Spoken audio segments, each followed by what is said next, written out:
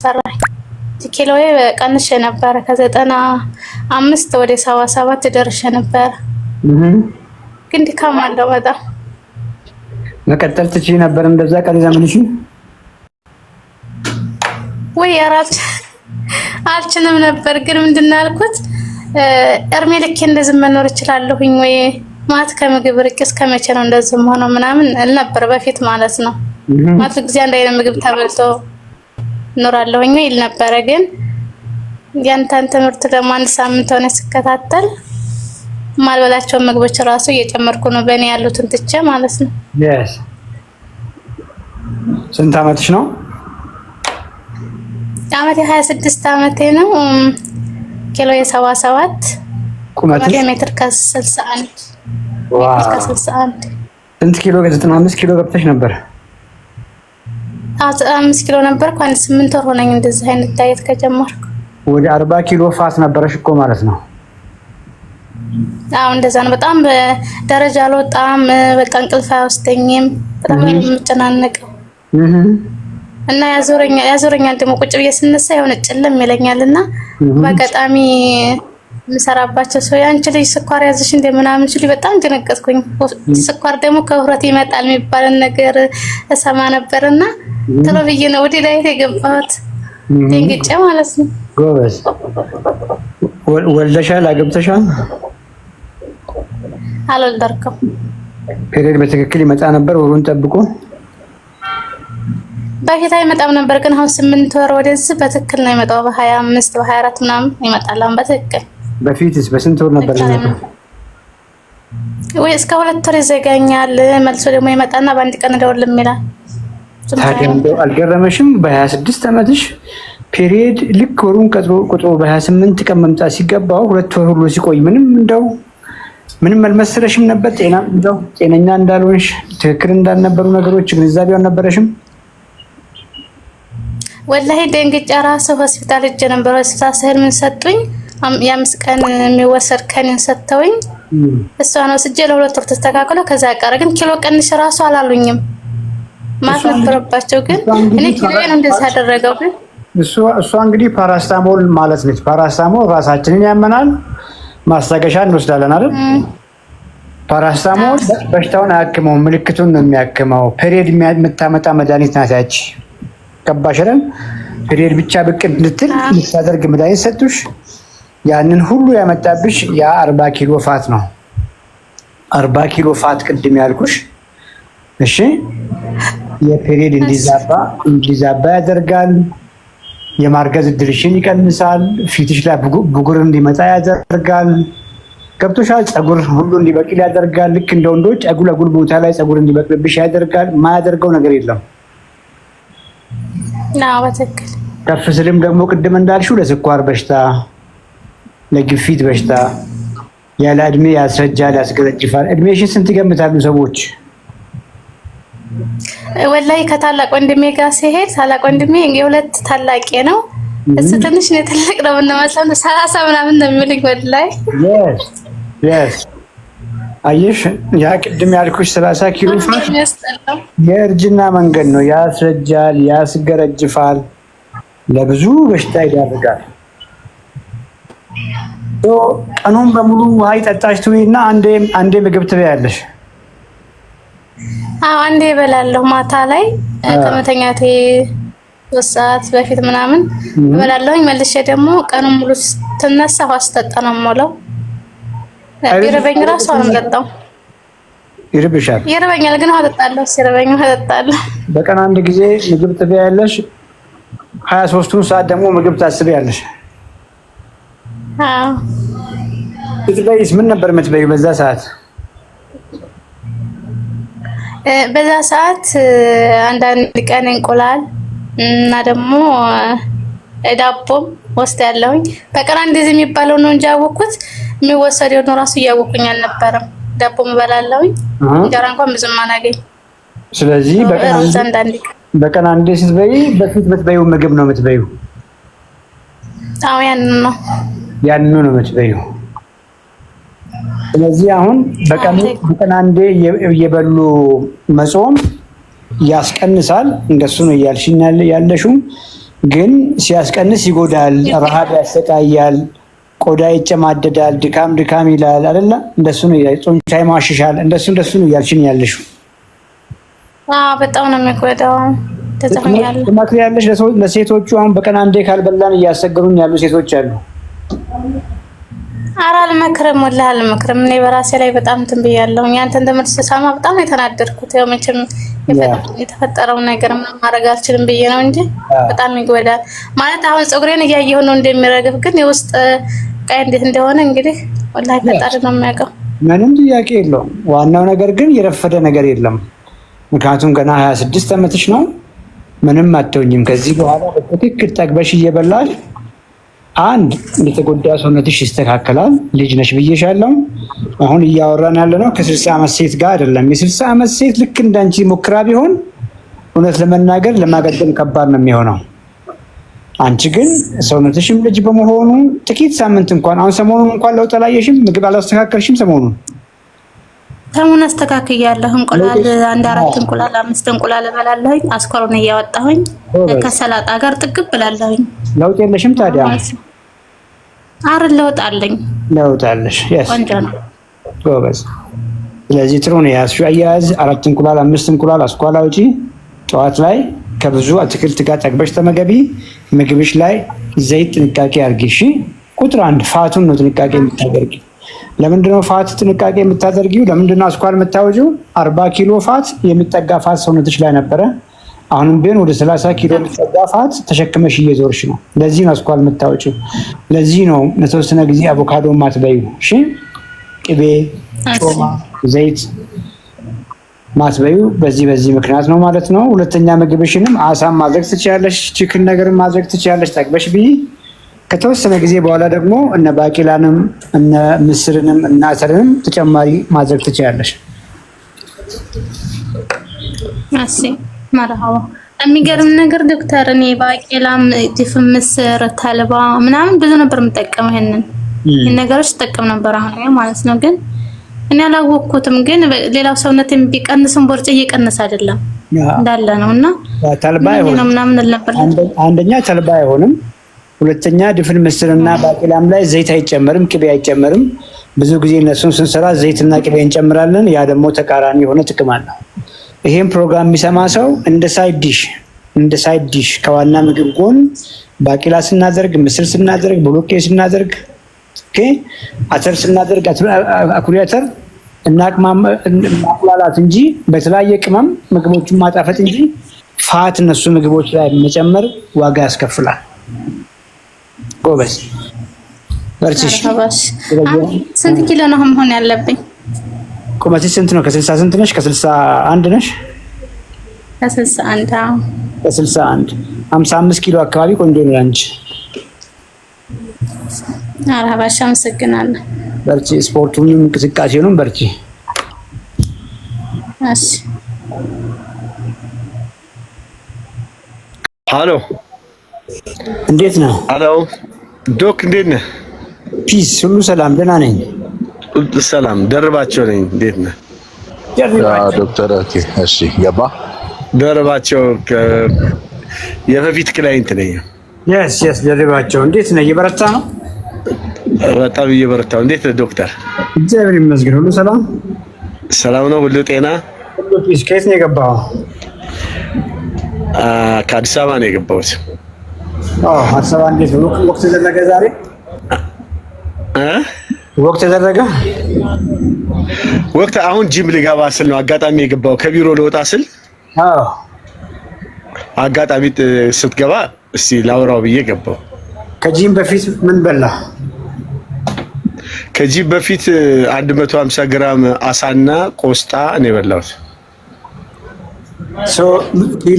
ኪሎ ወደ ኖሮ ስንት ጊዜ ነው ጆይን ካረክ? እኛ ክሊያንት ነው አይደል?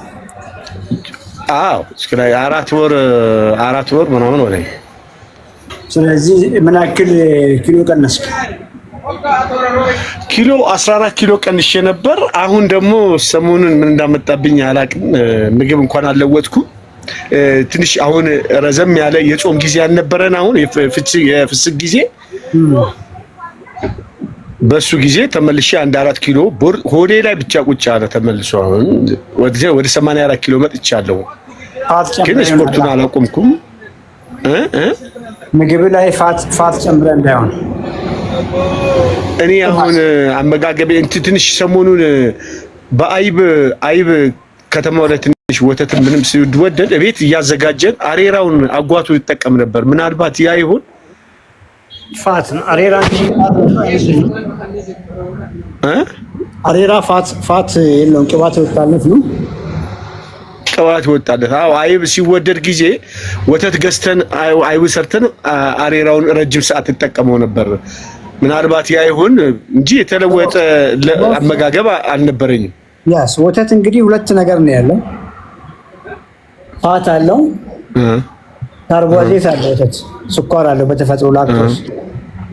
እንግዲህ በዛ በሚልኪንግ ፕሮሰስ ላይ ወተቱን መጀመሪያ እንግዲህ እርጎ ይሆናል፣ ዘን ቅቤ ከውስጥ ይወጣል፣ ዘን አይብ ይወጣዋል፣ ዘን አሬራ መጨረሻ ላይ ይወጣል። እንደዛ ነው እንግዲህ የምንረዳው።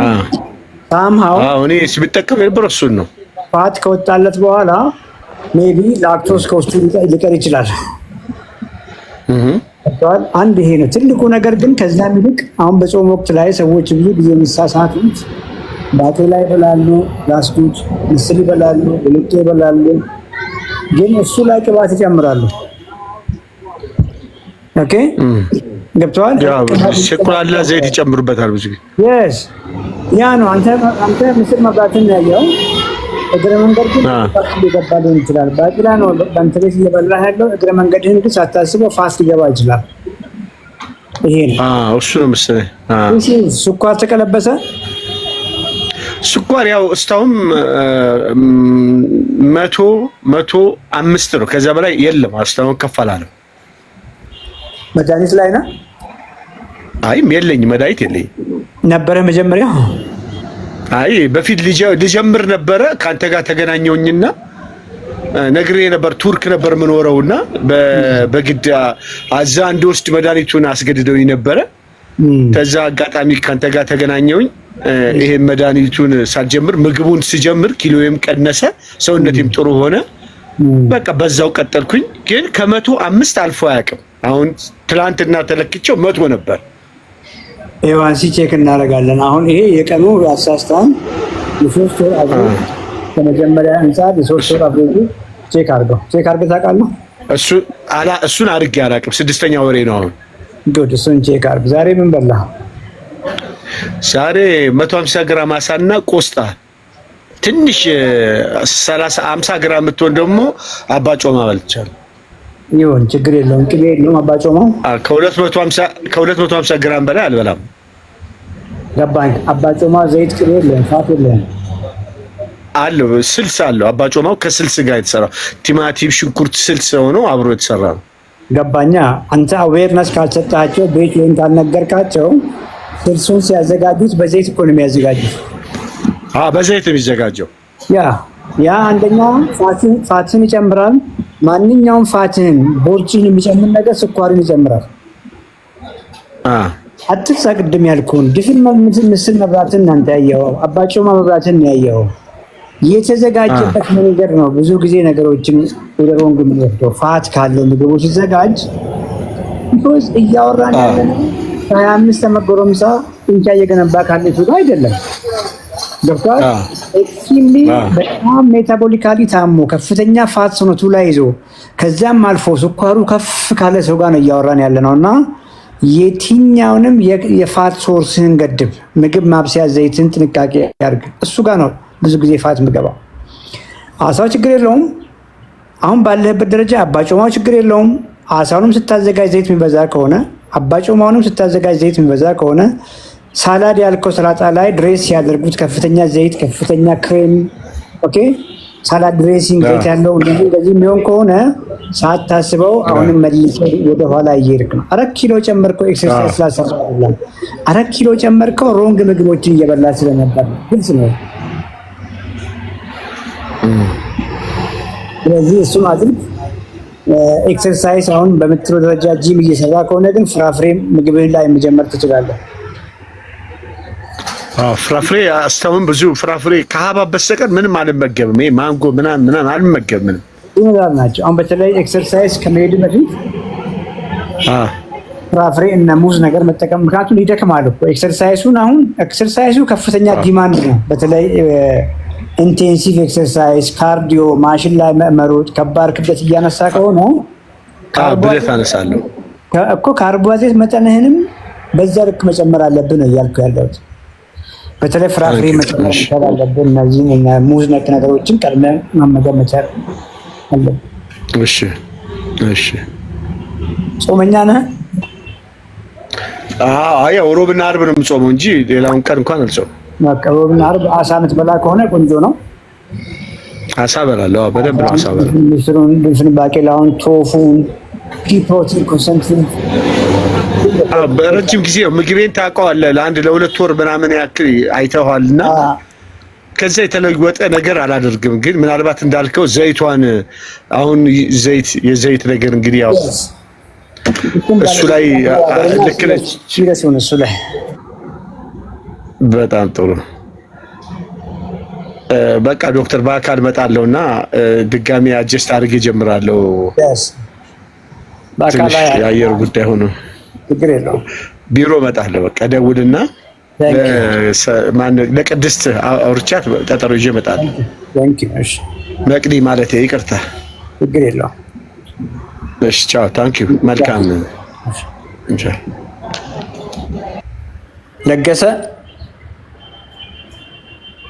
ለገሰ ገብተሃል?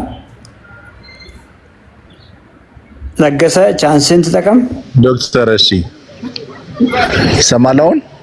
እግዚአብሔር ይመስገን። እንዴት ነው? ይሰማኛል። እግዚአብሔር ይመስገን ዶክተር፣ ስላገኘው በጣም ደስ ብሎኛል።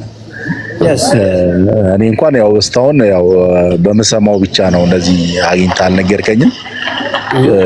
ክብደት አለኝ ዶክተር፣ በጣም በብዙ ነገር ሞክሬ እስካሁን ልቀንስ ያልቻልኩ ክብደት አለኝና ጡንቻ ነው ክብደት ብቻ ነው፣ ሌላ የተያዙ ነገሮች ምንም ነገር የለም። ገባኝ። ያ ክብደት ያልከው ጡንቻ ከሆነ እንሰነባበታለን ብዬ ነው። እሺ ዶክተር፣ ጡንቻ ነው ያለህ ወይስ ፋት ነው ያለህ? ፋት እኮ ክብደት ፋት ነው ያለኝ ነው። ፋት እያስተካከልን ነው። ፋቲ ነኝ። እሺ ፋት ሳይሆን ፋቲ ነኝ። ፋት ደክም ያለ ነው። ስንት ነው ቁመትህ? ቁመቴ ሜትር ከ70። ኪሎ ስንት ነው? ኪሎ 110።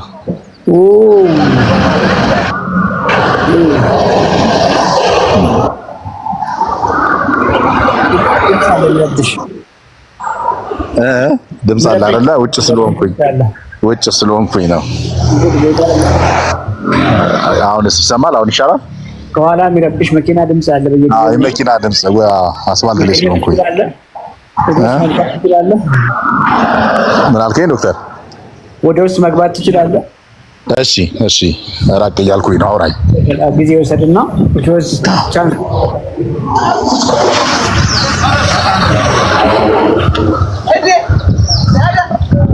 አሁን ጥሩ ነው ዶክተር። እዚህ አካባቢ የለም ሚሻል ይመስለኛል።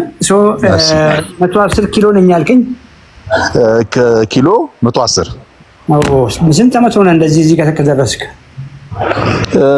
4-5 ዓመት እዚህ ላይ ከሆነ። ስንት ዓመት ነው አሁን እድሜ? 37። በ37 ዓመት እንግዲህ ያውቀዋል። በዚህ አካባቢ እኔ እዚህ ክብደት ሄጅ አካባቢ ነበረ። 100 አልገባሁም። እኔ 90 ቤት ነበርኩኝ። ኦኬ ቼክ አድርጋል እነዚህ ስኳር፣ ግፊት እንደሚባሉት? በእርግጥ ሁሌ ሳይሆን በአመት 2 ነው የማደርገው። ትንሽ እንትን ያሳያል። ኮሌስትሮል ግን የሚስተካከል ነው ብለውኛል።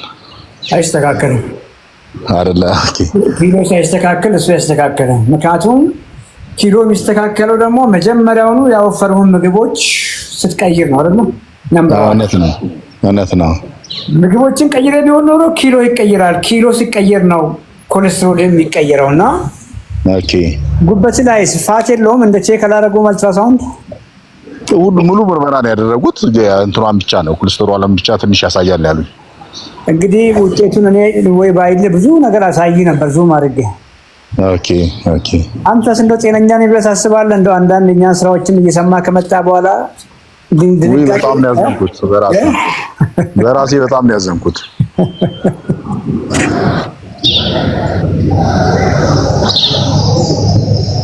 ጠዋት አንድ ሰው መጣና ሰላም አለኝ። እሺ አድናቂ ነኝ አለኝ። ኦኬ ለምን እንደምታደንቀኝ እያየሁ ነው አልኩት። ያስረዳኛል። ኤኒዌይስ ልክ ተለዋውጠን የተለያየንና ማን ይሄን 110 ኪሎ ይዘህ እንዴ በሜትር ከሰባ ምንም ችግር የለብህም ያሉ ሐኪሞች ናቸው። እንደሚገርመው ሮንግ ነው፣ ቶታሊ ሮንግ ነው። ከዚህ በላይ ምን በሽታ አለ? በጣም ከባድ ነው። የስራዬ አይነት ትራንስፖርት ላይ ነው። ቀኑን ሙሉ ቁጭ ብዬ ነው የምውለው። በጣም በቃ አስቸጋሪ ነው። በሙሉ ቁጭ ብለህ ትክክለኛ ምግብ እየበላህ መተህ ቢሆን ኖሮ አትወፍርም ነበር። መቀመጤ አይደለም አመጋገቤ ነው። ዊልቸር ላይ ሆነ አመጋገብን ራይት ብታደርግ እንግዲህ ቀኑን በሙሉ መቀመጥ ያልከኝ ብዙ አልንቀሳቀስም ለማለት እንጂ ትንቀሳቀሳለህ። እግዝህ እንኳን ገብቷል። በተለያየ ምክንያት እንኳን ዊልቸር ላይ የሚኖሩ ሰዎች አለመወፈር ይችላሉ።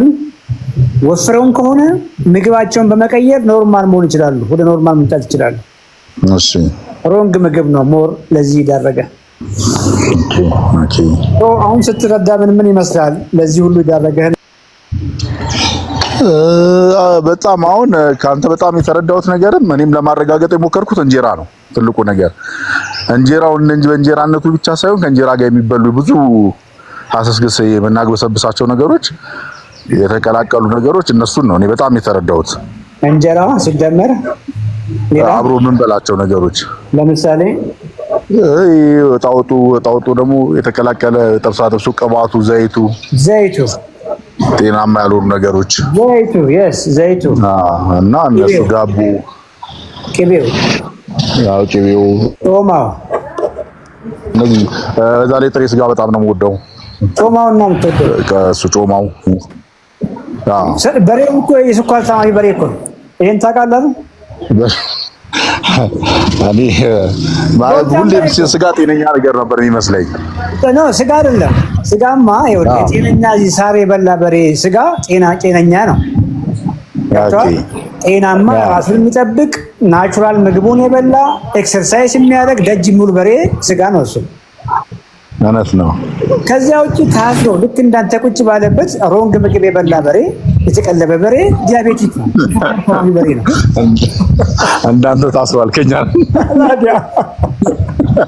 ገፍቷል። አይ መሳል ጮማ በልተን ጮማ በጮማ ከሆነ እውነት ነው። ቀይ ስጋ ጡንቻ በልተህ ቢሆን ኖሮ የክትፎ ስጋ ቀይ ነው፣ ጮማ የለውም። እንግዲህ እንደምታውቀው የክትፎን ስጋ በቁርጥ መልክ ወይም ዘይት ሳትጨምርበት ቅቤ ሳትጨምርበት እየበላህ መተህ ቢሆን ኖሮ ያለ እንጀራ ያለ ዳቦ ፈጽሞ ሌላ ሰው ነበር ካንተ ፈጽሞ። እንዳልኩህ በሬ ጤነኛ አይደለም፣ በተፈጥሮ ፋቲ ነው። ከበሬውን ፓርት ደግሞ እጅግ ጮማውን ነው መርጠን የምንበላው። እንግዲህ አስበው ጮማ ፓርቱን ነው መርጠን የምንበላውና ይኸው ዋጋ ያስከፍላል። ጎበዝ ተነስተህ እኮ ዋናው ነገር ቁልፉን ይዘሃል። አሁን እንቀማመስ የለም ታዲያ። አንዳንዴ እኮ ወጣት ሆነን እንቀማመስ ነበር በእናንተ እድሜ። ብዙ አይደለሁም እሱ መጠጥ ላይ ብዙ አይደለሁም እውነት ለማውራት ዋ ነው በቃ በጣም መጠጣው ብዙ አይደለሁም እና አልጠጣም ይለያያል። አይ በጣም በአመት አንዴም ሊሆን ሁሉ ይችላል። ያ የለም ያ እንዳለ ነው የሚቆጠረው። ለስላሳ ጁሶች አልወድም፣ እንደ ጣፋጭ ነገር አይመቸኝም። ኢነርጂ ድሪንኮች እነሱንም አልወስድም። አልኮል ነፃ መጠጦች የለም። እንደዚህ በሆነ እንደው በግብዣ በቃ በአመት አንዴ ወይ ሁለቴ ማክሲመም። አሁን ብዙ ጊዜ ሰዎች አልኮል ነፃ መጠጦችን አልኮል ሰዎች ብዙ ጊዜ ሲያዘወትሩ ያለው ሲሚላር ነው። ካሎሪ ዋይዝ ነው ለመናገር ሲሚላር ነው። ያኛውም ያደልባል ይሄኛውም ያደልባል እና ኦኬ ይሄን ግንዛቤ እንድኖር ብዬ ነው። እሺ ቁርስ ምንድን ነው የነበረው ዛሬ? አይ ከዚህ በፊት የነበረው ቁርስ ምንድን ነው የነበረው? ቁርስ የማይወዱለት ነው የሚበላው። አሁን ያንተን መስማት እስከጀመርኩበት ሰዓት ዱለት ምናምን ነው ሁለታችንን ቅቤ ዘጭ ተደርጎ ምናምን ያው ውጭ ላይ ነው ለዛውም ውጭ ላይ ነው ከመኖሪያ ቤት ውጭ ደስ ትንሽ ናት እኮ አሁን ስታስባት አልገረመህም? ትንሽዬ ስጋ በብዙ እንጀራ ነው የምበላው። በጣም እና ዶክተር በደንብ አሁን እንደው ይቅርታ አድርግልኝና ልጠይቅህ የምፈልገው ስለ ቆጮና አቮካዶ። አሁን አቮካዶ ጀምሬ ነበረ ግን ለውጥ አላየውም ከአንተ መስማት ከጀመርኩ በኋላ። እየመለስኩልህ እንድሄድ ቆጮ ቡላ ከእንጀራ ጋር ሲሚላር የሆነ ነው ካሎሪ ዋይዝ። ኦኬ ኢነርጂ ዴንስ ናቸው። ከፍተኛ የሆነ ስታርች ደግሞ ከፍተኛ የሆነ ኢነርጂ ወይም ደግሞ ካርቦሃይድሬት አላቸው። ፕሮሰስድ ካርቦሃይድሬት። እሺ አቮካዶ ጤናማ ፋት ነው። ኦኬ ያንተ ሰውነቱን ኦልሞስት 46 ኪሎ ፋት አለው። አስኳል እንግዲህ አቁሙ ስንል ሰምተሃል? አንድ አስኳል ያው እየሰማሁኝ ነው። አንድ አስኳል 6 ግራም ፋት አለው። እሺ አንድ 100 ግራም አቮካዶ 100 ግራም አቮካዶ ማለት ግማሽ አቮካዶ የሚያክል ማለት ነው። እሺ ግማሽ አቮካዶ የሚያክል 15 ግራም ፋት አለው። ኦልሞስት ከ3 አስኳል ጋር ነው ማለት 100 ግራሙ ብቻ። ኦኬ በጣም ከፍተኛ ነው እንትን ሰውነት ፋት ከየት እንደመጣ አያውቅም። ፋት ውሃ ውስጥ ስለማይሟማ የራሱ የሆነ ሴፓሬት ዲፖ ነው ያስቀመጠው እግዚአብሔር ሲሰራ ለብቻ ነው የሚያስቀምጠው። ቅቤ ይምጣ፣ አቮካዶ ይምጣ፣ ከኦቾሎኒ ይምጣ፣ ከአቢት ይምጣ፣ ከተልባ አያውቅም። ስቶር ነው የሚያስቀምጠው። ስቶር ካረገ ካስቀመጠ በኋላ ነው እንደየ ኤክሰርሳይዝ ሌቭላችን ከዛ ውስጥ እያወጣ የሚጠቀመው። ኦኬ እንዳንተ አይነት ሜታቦሊካሊ የታመመ ሰው 46 ኪሎ ዕዳ እንግዲህ አስበው። እኔ አንዳንድ ርዕስ ለመናገር ማስፈራራት አይደለም፣ በቃ ያንተን ነገ የሚጠብቅህን ፋይትን ትግልህን ሳስብ የኔን ነው የማስታውሰው። የዛሬ 5 ዓመት በቃ እኔ ፋይት ሳደርግ በጠዋት ተነስቼ የምሮጠው ነገር ምግብ እንደው ሳላስተካክል ሳይገባኝ በፊት እና ስትራግል ይጠይቃል። ኦቨር አምቢሽስ አትሁን። በአንድ ጊዜ ታምር አይመጣም። እሺ ራዲካል ሺፍት ነው የምታደርገው ከዛሬ ጀምሮ። ነገ የምትለውን ቃል ስለማልወድ ነው። እሺ የምታስገባው ነገር እመነኝ፣ ፍጥነቱን እርሳው። ከፈለገ ቀስ ብሎ ከዓመት በኋላ ብዙ ለውጥ ልታይ ትችላለህ። ከፈለገ ከ3 ዓመት በኋላ ሊሆን ይችላል። ምንም የሚያስጨንቅ ነገር የለም። ግራጁዋሊ ይመጣል። ቢዩቲፉል በሆነ መንገድ ይመጣል። የየትኛውም የኮንፈረንስ ጋር ተያይዞ ከሚከሰቱ የጤና እሾች ግን ራስህን ከአደጋው ትጠብቃለህ። ከሳምንታት በኋላ ከነዛ ሪስክ ትወጣለህ። ይሄ ነው ትልቁ። እሺ ምግቦች ላይ ስቲክ አድርግ። እሺ በገባህ ልክ እንግዲህ ዛሬ ምን በላህ? ዛሬ ምግብን እንይልህ።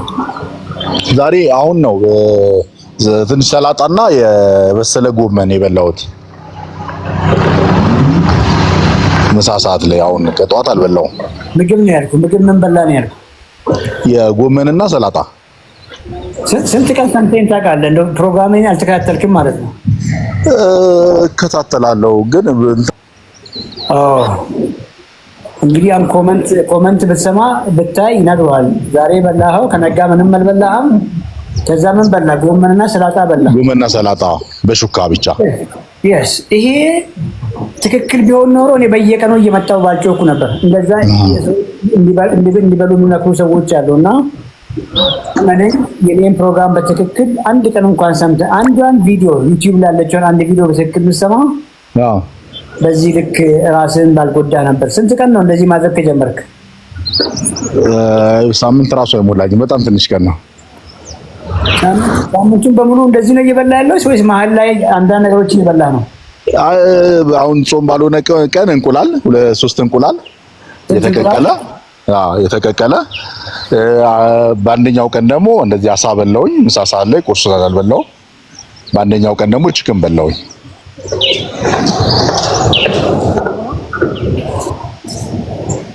ሄሎ እንቁላል ስትበላ ስንት ነው የበላኸው? 3 እንቁላል። ሶስቱንም ግን አስኳሉን አላወጣውም።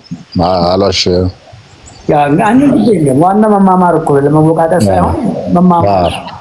አሁን ገብቶሃል እኮ ለምን አስኳል እንደምታወጣ ገብቶሃል። ለምን ቅቤ እንደማታበዛ፣ ለምን ዘይት እንደማታበዛ፣ ለምን አቮካዶ እንደማትበላ። ይሄ ሁሉ ግንዛቤ ከጨበጥ ይላው ቀላል ነው። እኛ ነው ሮብ አርብ ብቻ አርብና ሮብ እንግዲህ እነቴስ ሌላውን ቀን እበላለሁ።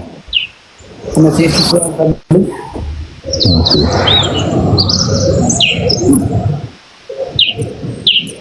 አዲስ አበባ ነው ያለው። አዲስ አበባ ነው ያለው።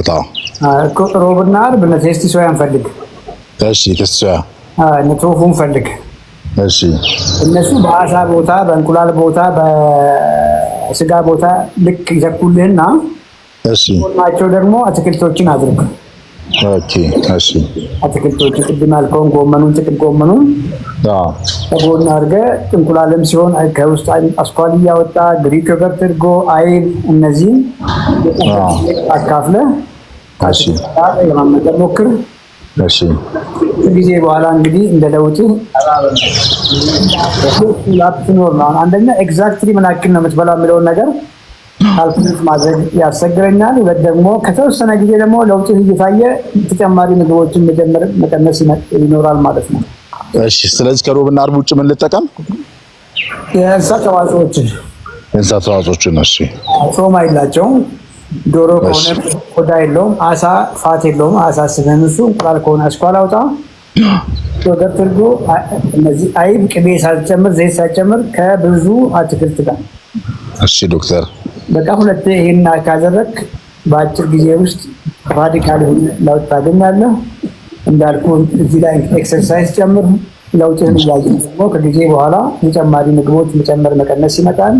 ይሄን ደግሞ የቅርብ ፎሎ አፕ ዲል ለምታገኝ የሚነሱ ነው ማለት። እሺ ዶክተር ያልገባ ነገር ጥያቄ በሌላ ጊዜ ገብቼ እጠይቃለሁ ዶክተር። ሌላ ቻንስ ላታገኝ ትችላለህ። በጣም እንትን ፎከስ አድርጌ መጠየቅ የፈለኩትን ስለመለስክልኝ ነው። የቆጮ ቡላ ችግር የላቸውም የሚባል ነገር በጣም ስለበዛ ጫና ስለነበረው እሱን ከአንተ መስማት ፈልግ ነበረ። እንጀራ ያው ድሮም ማምንበት ነበረ። አንተ ነህ በደንብ ያረጋገጥክልኝ። ዳቦ፣ መኮሮኒ፣ ፓስታዎችን ያው እነሱን ተረድቻቸዋለሁ ብዙዎቹን እና ተጨማሪ እንደዚህ ድሉን አግኝቼ ስለፈለኩ እንደዚህ ቆጮ እንኳን ብትርፍልናል። ከርቺ ቆጮ እንኳን እየበላን ቡላ እንኳን ባሎፉር ጥሩ ነበር። ትላንትና በልቻለሁ ቆጮ፣ ሁለት ቆጮ።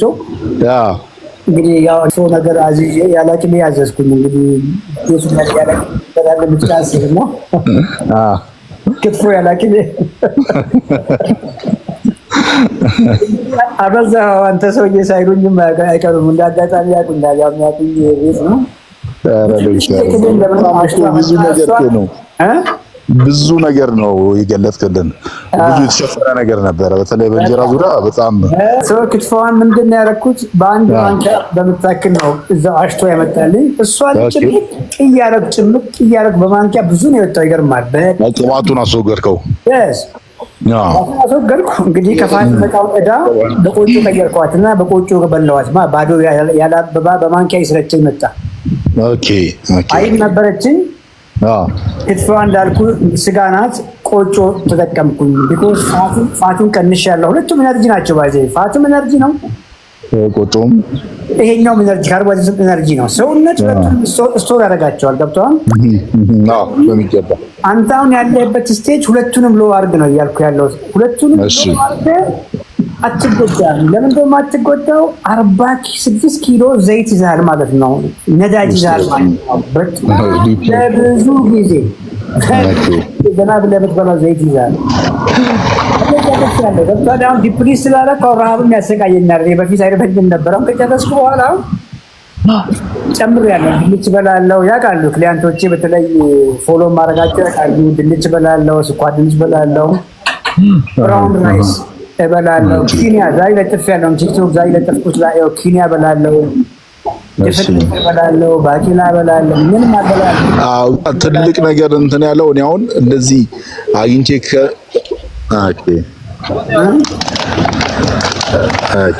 ትልቁ ነገር እንደዚህ አግኝቼ ስላልነገርከኝ የምሰማቸው እንዳንተ ቀንሰው የሚጠቀሙትን ሁሉ ለመጠቀም እየሞከርኩኝ ነበረ።